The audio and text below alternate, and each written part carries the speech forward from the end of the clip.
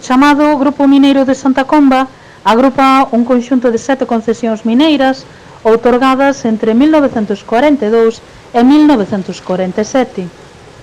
As minas foron explotadas a iniciativa da ditadura franquista e postas ao servicio do fascismo dos nazis alemáns. No grupo explotouse fundamentalmente wolframio e estaño por diversas concesionarias, principalmente nas zonas denominadas Carmen, Carballeira e Santa María, con intensas labores subterráneas e a ceo aberto. Tratándose dunha explotación de minería metálica con importantes cantidades de sulfuros, arsenopirita, calcopirita e pirita, xeradores de drenaxes ácidas de mina, a mina ten producido e continúa producindo importantes impactos ambientais, particularmente asociados ás verteduras destas drenaxes de mina e a súa acumulación xunto cos finos nunha serie de balsas de residuos mineiros que ocupan unha superficie aproximada nin máis nin menos que de 8 hectáreas ao sur das instalacións de lavado. No ano 2007 prodúcese unha transmisión de dereitos mineiros á empresa Incremento Grupo Inversor SL e posteriormente, co paso dos anos, acabará nas mans de Galicia Tin and Tungsten SL. En agosto de 2009, un enxeñeiro de minas da Xunta de Galicia informaba sobre a necesidade de someter a actividade mineira do Grupo de Santa Comba á avaliación de impacto ambiental.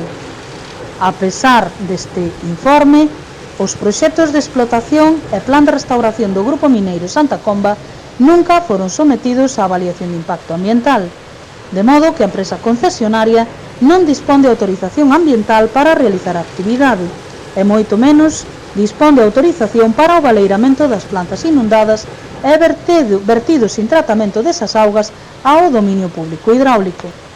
Entón, a Unión Europea, por iso que creamos unha plataforma, porque a plataforma de Versalles, minería destructiva, non. Barilongo é un pouco como o Congo, é dicir, somos unha especie de que, que nós damos as materias primarias, ao final non repercute nada, porque queremos que ter moito máis tránsito de camións, que, por certo, a estrada sin arrasar despois de tantos anos, máis ruído, máis problemas, máis contaminación, e ademais que é algo moi importante, que, como denunciou, creo que foi Ecologistas en Acción, se non me lembro mal, non? Que é máis petón do lobo, houve tamén, hai problemas co tema das balsas, polo que se pode ver, das imaxes.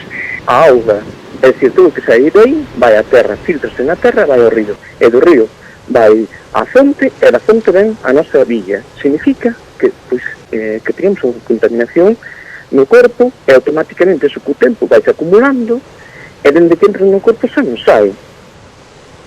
Recentemente tivemos noticia de que a empresa responsable do Grupo Mineiro Santa Comba estaba a realizar o baleirado das plantas inundadas mediante achique forzado.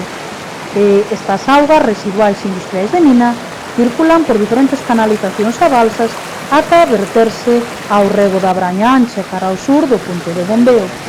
As augas residuais de mina que están a ser bombeadas levan acumuladas no interior desta case 30 anos desde finais dos anos 80, contendo con toda a probabilidade altas concentracións de metais pesados.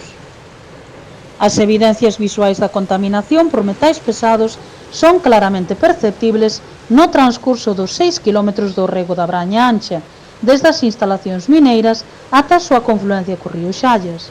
Durante este recorrido e ata a confluencia con este hai diversos puntos onde se observan precipitados metálicos en prados. A minería metálica converteuse nunha ameaza ambiental sen precedentes.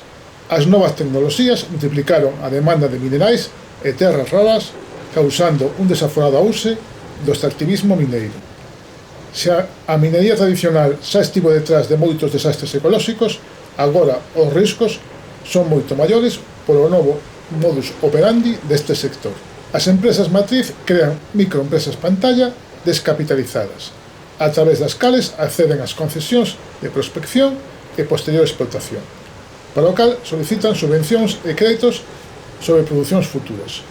Busca resultados a corto prazo, cos que poder inflar o valor das accións, evitando os custes dunha explotación estable.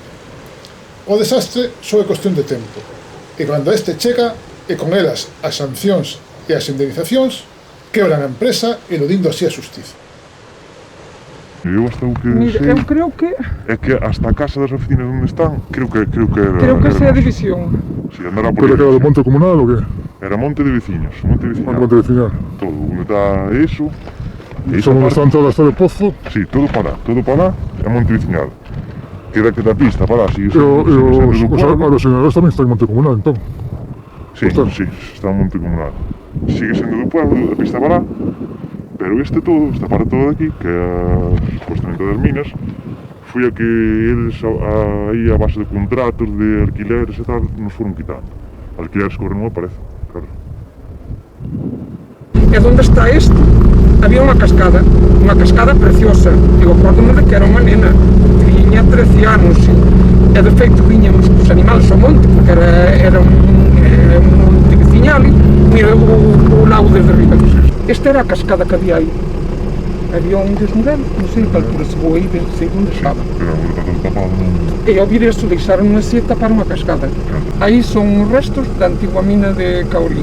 Así mira como o deixaron, imagínate ti. Cando abandonaron todo, os filóns abertos e todo, nin señalizados nin nada. Agora, a complacencia e a lasitude da Xunta súmase a do Goberno estatal. Coa súa folla de roteiro para a minería, o Ministerio pretende facer unha transposición das políticas europeas ditadas polo lobby mineiro, co obxectivo de minimizar a oposición social, lograr legislación máis favorable para a tramitación exprés de proxectos mineiros e facilitar o financiamento público de proxectos altamente especulativos.